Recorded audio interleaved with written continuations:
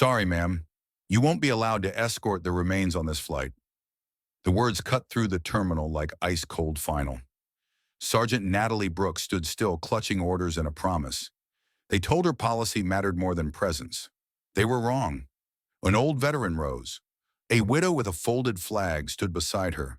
And then over the intercom, a calm voice. This soldier will not fly alone. Not while I'm captain of this plane. In that moment, silence fell. What began as another layover became something sacred. A vow kept. A terminal transformed by quiet courage. This isn't just one soldier's stand.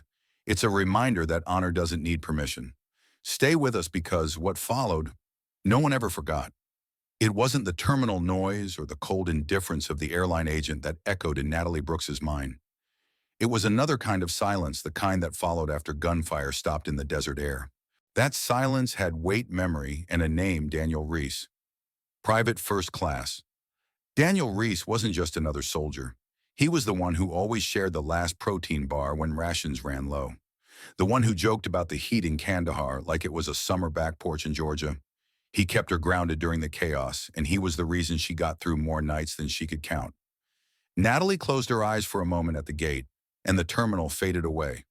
She was back there kneeling in the sand beside him, both hands pressed against his chest, feeling his blood slip through her fingers. He had smiled unbelievably calm, his breath shallow but still there. You know what to do, he had whispered. She hadn't wanted to believe that was goodbye. But Daniel, he always knew. He wasn't afraid of death. He was afraid of being forgotten. 2 weeks later, she sat in the Reese's living room in rural Kansas, dressed in formal uniform. The house was filled with fading photographs, old medals, and the smell of fresh coffee no one had touched. Daniel's mother, Mildred Reese, held Natalie's hand in both of hers. Her voice was soft but carved from grief.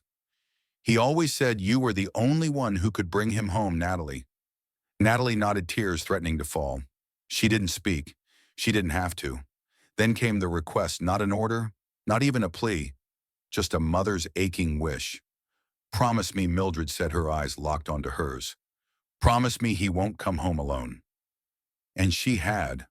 With all the solemnity of an oath sworn under the stars, Natalie had made that promise. It wasn't written in any official order. It didn't need to be. It was the kind of vow that bound two hearts across silence and death. That was why she stood now, jaw tight, ticket in hand, facing down an airline system that saw her as just another passenger. They saw regulations. Natalie saw duty. She remembered the last words Daniel had written in his journal, which she'd found while packing his personal effects. If I don't make it back, make sure someone like Natalie tells my story. Someone who knew I existed beyond the uniform. Now she was his escort, not just in form, but in soul. She wasn't just accompanying a casket. She was carrying a life, a story, a promise. So when the gate agent said, "You'll be rebooked separately," it wasn't just policy he was invoking. It was a challenge. One Natalie Brooks had already answered long before she stepped into that airport. And she would not break her word. Not now. Not ever. The terminal was alive with motion, families rushing with strollers, earbuds leaking music, rolling suitcases, rumbling across the tile floor. But none of it touched Sergeant Natalie Brooks. She stood still at the check-in desk, her orders trembling slightly in her grip, her eyes locked onto the gate agent, who refused to look back at her. "Ma'am, you'll be rebooked onto a connecting flight through Denver," the agent repeated, as if saying it again would make it more acceptable. "The remains will transfer separately and arrive in Kansas as scheduled." Natalie's jaw tightened. "I'm the designated military escort for Private First Class Daniel Reese," she said, slow and steady. "I have clearance to stay with him. Every mile." "That's not how we do it," the agent replied, monotone. "Company policy doesn't account for full escort transfer on domestic connections." Natalie leaned in slightly, voice low, but laced with steel. "Then your policy needs to remember what a promise means." She could feel it happening again, the same sensation from deployment days when she was told to wait to let others handle it, to stand down. She had followed orders then, but this wasn't about chain of command. This was about honor. She glanced through the terminal window where the plane waited on the tarmac, and somewhere inside it, hidden in the cold belly of the cargo hold, was Daniel's casket. Alone, already too far from home. The agent returned to typing unmoved. Next in line, please. Natalie didn't move, didn't blink. The man behind her hesitated, sensing the weight of the moment. A quiet shift swept over the air, like an unseen hand had just paused the world around her. And that's when she heard the voice gravelly, worn calm as dusk. Excuse me, son. The agent looked up. A step behind Natalie now stood an older man in a faded olive jacket and a campaign cap that simply read, Chosin Reservoir Survivor. His eyes were like cooled steel gray, clear and utterly immovable. Howard Lane, former Army medic during the Korean War. He looked nearly 90 but stood like a man who had never once forgotten how to hold a line. You need to understand something, he said to the agent, not raising his voice. That soldier out there gave everything. And he nodded at Natalie, is keeping the promise many of us were too broken to keep. The agent hesitated. His hands floated uselessly above the keyboard. Natalie turned slightly, her breath caught in her throat. Howard continued, never loud, but suddenly everyone was listening. Policy is written to make things easier, not to make things heartless. A few travelers nearby had begun to slow down. One mother stopped pushing her stroller. A young man with earbuds pulled one out. The tide of the terminal shifted, drawn to this quiet confrontation. Natalie felt a weight lift from her shoulders, not the burden, but the loneliness of it. She wasn't standing alone anymore. This wasn't just her fight.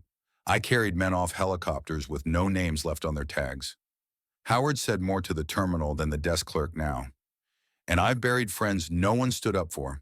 You don't let this one go alone. Not if you know what it cost. Natalie looked at him, eyes burning but steady. She hadn't asked for anyone to speak for her, but somehow he knew. Maybe that was what decades of grief and service did. It tuned you into the frequency of promises that never made headlines. The agent looked flustered now, glancing toward the radio clipped to his vest. I can call a supervisor, he stammered. Do that, Natalie said quietly. I'll wait. Howard nodded at her once. The gesture was subtle, but to Natalie it felt like a hand on the shoulder from every soldier who never came home. The supervisor might take minutes. He might take hours. But Natalie wouldn't budge. Not because she was stubborn, but because a mother named Mildred Reese was waiting, and her son deserved more than a disconnected transfer on a policy spreadsheet. Behind her, more people were gathering now, wordless, curious, but already moved. And somewhere in the stillness of that growing circle, the terminal began to feel like something else. A courtroom, a church, a battlefield of quiet conviction. At first, it was just Howard Lane standing beside Sergeant Natalie Brooks, like a weathered statue of duty past. But silence has a strange kind of gravity. And when it's built on truth, people feel it, even if they don't know why. A few feet away, a woman rose slowly from her seat. Her coat was black, her posture deliberate, and in her arms she carried a folded American flag held tight like a newborn child. Her name was Lucille Hartley, though no one asked. You could see in her face what she'd lost. A husband, a Marine, buried 2 autumns ago. She stepped forward quietly, aligning herself beside Natalie and Howard. She didn't say anything she didn't need to. Natalie looked over, and their eyes met for just a second. That was all it took. The silence between them wasn't empty. It was sacred. A few more passengers began to pause on their way to the gate. A father with a toddler in one hand, a young woman in a business suit clutching a briefcase. No one dared to speak yet, but their footsteps slowed as if drawn into a tide no one saw coming. And then from across the terminal, a voice cut through, gently educated, firm, but not arrogant. This can't be happening in 2025. A man in his 40s, clean-shaven, sharp, in a tailored gray suit, stepped forward. Elliot Kane, a consultant from Washington on his way to close a deal in San Diego, had been watching the confrontation from afar. But now whatever meeting he had didn't seem so urgent anymore. They bend over backwards for celebrities, he muttered to no one in particular. But they can't make room for someone honoring the dead. Heads began to nod. Small, subtle gestures of agreement spread through the crowd like sparks on dry grass. The airline agent had gone pale, his fingers hovering awkwardly over the keyboard, unsure what to do. The supervisor still hadn't arrived. But now there were more than a dozen people standing behind Natalie, not because they knew her, but because they knew something was wrong and felt compelled to say in one way or another, not today. Lucille Hartley finally broke her silence. Her voice was soft, but its weight was undeniable. My husband came home in a box too. She said, her hand still clutched around the flag. A soldier brought him all the way from Qatar. She stayed with him. Every leg of the journey, every moment. And I'll never forget that woman's face when she handed him over. She turned to Natalie and added simply, "Don't let them tell you it doesn't matter." Natalie's lips parted, but no words came. She just nodded once. Firm, her throat too tight to speak. And still the crowd grew. They weren't loud. They weren't angry. They were simply present. A wall of quiet humanity standing behind one soldier and one silent promise. For a moment, the airport didn't feel like an airport anymore. It felt like a stand. And the air, though still filled with the drone of distant announcements, carried something else to conviction. The crowd had grown quiet again, not by command, but by instinct. There was a heaviness in the air, a kind of reverence that doesn't come from fear or fame. It came from witnessing someone stand their ground for something bigger than herself. Then the airport speakers crackled.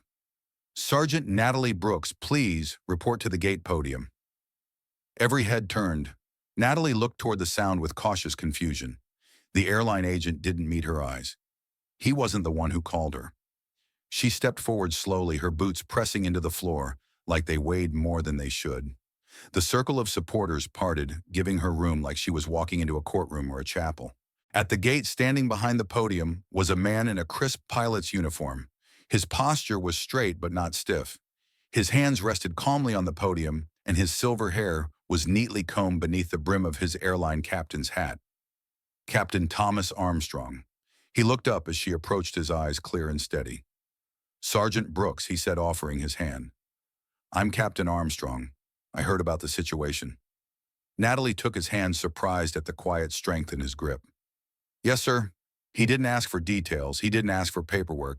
He didn't waste a second pretending this was complicated. "I want you to know," he said, his voice low but firm, "I served too. Air Force 28 years. And I know exactly what this means."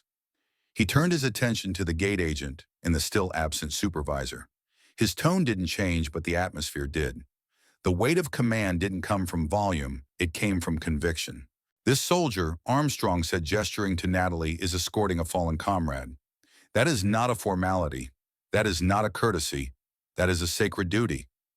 The agent opened his mouth, but the captain held up a hand, measured but final. "I'm the commanding officer of this aircraft. And while you may manage the gate, I am responsible for every soul aboard, living or lost. And I say she stays with him." The silence that followed wasn't uncomfortable. It was affirming. Natalie blinked once. She hadn't expected anyone to stand beside her, let alone someone with authority to change everything. She'd come ready to fight alone, but here stood a man who wasn't there to challenge her.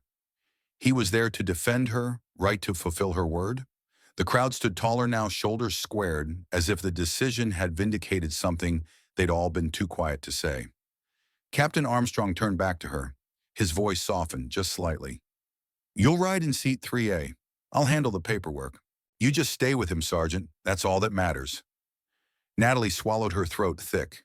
She nodded, then managed to say, "Thank you, sir." He smiled faintly. "Don't thank me. Thank you." He stepped back behind the podium, picked up the microphone again, and addressed the terminal. "Ladies and gentlemen, we are honored to carry a fallen soldier home today, and with him the one who made a promise to see him there." There were no cheers, no applause yet, just a stillness. And in that stillness, Natalie felt something shift, not just in the airport, but in herself. She hadn't needed permission. She hadn't needed validation. But what Captain Armstrong gave her in that moment was witness. And sometimes that's all a soldier really asks for. Natalie Brooks held the boarding pass in her hand like it was made of glass. Seat 3A, first class. She hadn't asked for it. She hadn't even considered it. All she wanted was to sit close enough to feel like she was keeping her word, to not let Daniel Reese be alone, not even for the duration of a connecting flight. As she walked toward the gate, a voice called out behind her, "Excuse me, Sergeant, wait." She turned to see the man from earlier, Elliot Kane, the businessman in the gray suit, walking up with a calm but unmistakable presence. He extended his own boarding pass. "You're in 3A now," he said gently. "You'll need room for your gear. For everything." Natalie blinked. "But you—" "I switched," he said, cutting her off with a small smile. It's the least I could do. He said it like it was nothing, but it landed on Natalie like a gift she didn't know how to carry. She opened her mouth to thank him, but he simply nodded once and stepped aside, fading back into the crowd. No big gesture, no speech, just a seat quietly given. As she approached the aircraft, the gate agent who had argued with her earlier glanced up. Her face was unreadable, but she handed over the boarding stub without a word. Natalie stepped onto the jet bridge, each footfall steady. She didn't walk like a soldier under inspection. She walked like someone carrying memory, like someone honoring something too important to let policy diminish it. Inside the aircraft, the first-class cabin was hushed. Plush seats, polished metal, soft lighting. Natalie paused before taking her seat, lowering her duffel bag gently to the floor, as if it too held something sacred. Across the aisle, a middle-aged woman gave her a nod, not dramatic, just respectful. The flight attendant came by and offered water. Natalie declined. She didn't need comfort. She needed presence. And as she sat there, back straight, hands folded, eyes forward, she felt it. Not just the seat upgrade, not just the applause that might come later, but the truth that had been growing since the terminal. Kindness doesn't need fanfare. It lives in the quiet places. In strangers who give up comfort without needing thanks. In captains who speak for the silent. In mothers who hold out hope. And in soldiers who don't flinch, not for bullets and not for bureaucracy. The cabin lights dimmed slightly as the aircraft backed away from the gate. The engines began their low rumble, and the world outside the window grew small. Seat 3A held Sergeant Natalie Brooks upright and still, her duffel bag resting at her feet like a sacred relic. Her fingers brushed the flap of the bag, not out of habit but reverence. Inside, next to her travel orders and documents, was Daniel Reese's folded flag tucked inside a cloth pouch. She hadn't dared check it again. She didn't need to. A soft ding overhead. Then a voice, calm and measured, came through the intercom. "Ladies and gentlemen, this is Captain Armstrong from the flight deck. Before we climb to cruising altitude, I'd like to take a moment." Every head lifted. Conversations tapered. Even those halfway through their texts or email drafts paused, sensing something different in his tone. "Today we are honored to carry home a fallen soldier, Private First Class Daniel Reese. He is accompanied by Sergeant Natalie Brooks, who vowed he would never travel alone." There was no applause, no gasps. Just a stillness that settled over the cabin like a warm blanket. This promise, the captain continued, was not written in her orders. It was written in her heart. And today we all carry a small part of that weight with her. A pause. Let us fly with that in mind. The intercom clicked off. Natalie closed her eyes. The engine's hum became almost rhythmic, a slow heartbeat in the sky. She didn't cry. She couldn't. Not yet. There was still too much to hold. Across the aisle, someone bowed their head. Further back, a passenger pulled a tissue from their bag. And yet the silence was not heavy, it was hallowed. Natalie reached into her duffel and pulled out a small weathered photo. Daniel and her side by side in full gear, desert dust on their faces, grinning like fools beneath a burnt orange sunset. She remembered that moment. They'd just survived a 16-hour patrol. Daniel had cracked a joke about how sand had replaced blood in his veins. He was always the one who made the weight lighter. Now it was her turn. The hours passed in a haze of cloud cover and memory.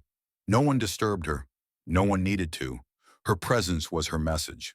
When the flight attendants came through with trays and beverages, they moved softer than usual, like they were moving through a chapel.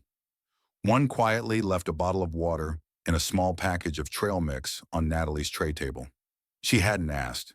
They didn't ask if she needed it. It was just there, like kindness often is when words fall short. Somewhere over Missouri, she looked out the window and saw the clouds break. Below, amber fields rolled beneath the setting sun. Home was near. The final leg of Daniel's journey was almost complete. She leaned slightly against the window, not to rest, but to anchor herself.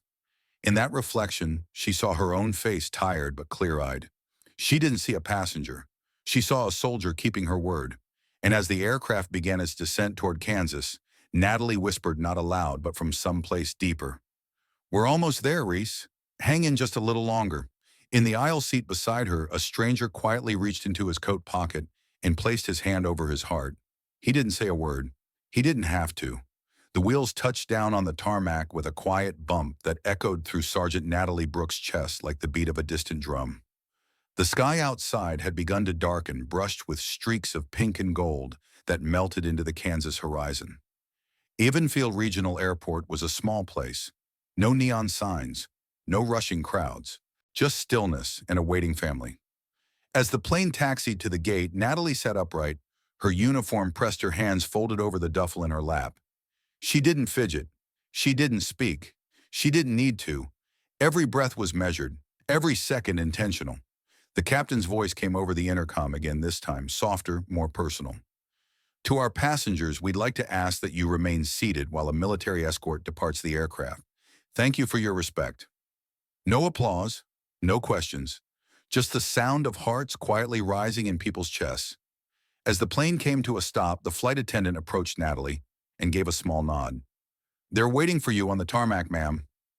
Natalie rose. Her legs ached not from the flight, but from the weight of memory and purpose. She gathered the duffel, adjusted her blouse, and stepped into the aisle. As she walked toward the exit, passengers rose not all at once, but in waves, row by row. Some placed hands over hearts. Others simply bowed their heads. And in that hushed aisle, Natalie walked not as a traveler, but as a keeper of something sacred. When she stepped off the plane, the air hit her like a prayer, cool and steady, carrying the scent of grass and fuel. The late evening light cast long shadows across the tarmac. And there he was. A long black hearse stood silently beside the open cargo hold, where Daniel Reese's casket, draped in the American flag, was being carefully lowered. Two ground crew members, themselves former servicemen, handled the transfer with quiet reverence. At the base of the steps stood a small group. Daniel's family. Mildred Reese, his mother, wore a simple navy blouse. Her hands trembled as she clutched a tissue, but her spine remained straight. Beside her stood Jack Reese, Daniel's father, tall, silent, his weathered face unreadable, but his eyes, rimmed with grief, held in check. Their eyes met Natalie's, and in that moment no one needed to say anything. Natalie stepped forward. She halted in front of the casket as it touched the ground, then brought her hand up in a sharp salute, one she held for 5 full seconds before lowering it. She approached Mildred next. The woman opened her arms without a word, and Natalie embraced her with the steadiness of a soldier and the tenderness of someone who had carried a promise all the way home. "He was never alone," Natalie whispered. Mildred pulled back, her voice barely audible. "I know. I felt it." Jack Reese extended his hand. Natalie took it firmly. His grip said what his voice couldn't. "Thank you for bringing our son home. Thank you for not letting him be forgotten." As they moved to the hearse, Natalie walked beside the casket, her palm resting gently on the flag-draped surface. Each step was a farewell, each breath a tribute. She didn't cry, not because she wasn't broken, but because this moment wasn't hers to take. It belonged to Daniel, to his family, to the vow that had traveled over deserts, terminals, and clouds. And when the hearse pulled away, tail lights blinking softly against the dusk, Natalie remained, standing tall, alone now. But for the first time, she didn't feel alone at all. She had kept the promise, and Daniel Reese was finally home. The funeral was simple, not grand, not adorned with military brass or a full procession. Just family, a handful of friends, and the wind brushing through the tall grass that lined the edges of the Evansville Veterans Cemetery. The hearse moved slowly up the winding path. Natalie Brooks followed behind on foot, each step deliberate, her uniform crisp, despite the dust clinging to her boots. Her body ached not from the weight she carried, but from the weight she let go of one step at a time. The casket was lowered under a sky that threatened rain, but held back as if even the heavens knew to stay silent. Mildred Reese held her husband's hand tightly as the chaplain spoke gentle words about service, sacrifice, and eternity. Daniel's younger sister placed a single sunflower on the flag-draped casket. Natalie stood off to the side, not drawing attention, not needing to. She had come to complete a journey, not to be seen. After the final prayer, a folded flag was placed into Mildred's arms. Her fingers trembled as she received it, holding it like something both too heavy and too fragile to bear. Natalie caught her breath because she remembered holding that same flag folded by her own hands just the night before, and now she was giving it back to where it belonged. A few steps away, a boy no more than 10 saluted clumsily toward the grave. No one corrected him. His gesture was perfect in its sincerity. The crowd began to disperse in pairs and threes, quiet embraces, long silences. A life summed up in folded chairs and plastic water bottles tucked in jacket pockets. Natalie waited until nearly everyone had stepped back toward the parking lot. Then she moved forward. She stood over Daniel's casket and whispered, not for anyone to hear, not even for herself. "You're home, Reese. Mission complete." She didn't cry. She simply bowed her head and let the silence fill the space where friendship had once lived. She remembered his jokes, his grit, the way he once said war was just chaos trying to be understood. And she remembered how he made everyone around him braver without ever trying to be. She stayed until the grounds crew began their work again, gently lowering Daniel into the earth. Then she stepped back, turned, and walked slowly down the hill. Her boots didn't echo. They resonated. There was no applause. No rank pinned on her chest for this. No medal would be handed out. But she didn't need it. Some honors don't come from ceremony. They come from keeping your word when no one's watching, when there's no reward waiting. And as she stepped into the fading light of early evening, Sergeant Natalie Brooks walked tall, because the last mile had been walked, and she had not walked it alone. Weeks passed. Sergeant Natalie Brooks returned to her base, quietly resuming duties no one fully understood. There was no fanfare waiting, no welcome banner, no questions, just the rhythm of barracks life, the echo of boots in the hallway, and the steady breath of routine. But something inside her had changed. Not because she had done something extraordinary, but because she had refused to do the ordinary when it mattered most. She didn't tell many people about the flight. She didn't post photos. She didn't ask for recognition. But every once in a while, when another soldier felt lost or disconnected, Natalie would sit beside them, not to lecture, but simply to be there. Because now she knew what presence meant. She had seen how strangers, people with no orders, no obligation had stood up. An old veteran, a grieving widow, a businessman in a suit, a captain with nothing to gain. None of them owed Daniel Reese anything, but they gave him everything. And in doing so, they reminded the world honor doesn't need permission. It only needs witnesses. Maybe today we're surrounded by systems, policies, screens, and we forget how much a human voice matters. A hand on the shoulder, a seat freely given, a silent salute from a child who doesn't yet know what service means, but feels it anyway. Natalie's story isn't about one soldier. It's about all of us. It's a reminder that dignity isn't a benefit issued by government. It's a choice offered by citizens. And sometimes the fight for someone's legacy happens not in courtrooms or history books, but in airport terminals, gate counters, and quiet flights home. So let me ask you, have you ever stood beside someone simply because it was right? Have you ever kept a promise no one else even heard? Leave a comment below. Share a story of your own. Remind someone watching this that they're not the only one who still believes in quiet courage. And if this story moved you, don't forget to subscribe, like, and share it forward. Because there are still stories out there that deserve to be told and heroes that deserve to be remembered. Even if their names are never known by the world, someone still needs to carry them home. Thank you for watching. We'll see you in the next story.